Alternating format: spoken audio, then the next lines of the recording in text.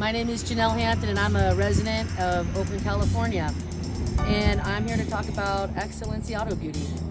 On about 4 days ago, I was driving my car through a tunnel, and from a homeless encampment above me, someone took a jar full of diarrhea and threw it down onto my windshield where I was driving my children to a little card shop.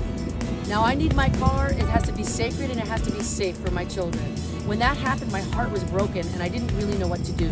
But I got the biohazard team on it and they did a fine job. And I got the window replaced and they did a fine job. But in my heart and in my soul, I knew I needed a deep cleaning, excellent detailing job, and I didn't really know where to go. So I looked online and I found what looked like the best place, XLNC Auto Beauty. And it turned out it was owned by my dear friend. And when I brought my car, I could tell by the people around me that everyone was treated the same here, whether you know Mr. Cotton or not. And when I came here and sat in this car and took a whiff and walked around it, I knew that it was again a sacred and safe place for my children. So I just want to say thank you, XLNC. I really appreciate the hard work, and I will be back again. XLNC Auto Beauty.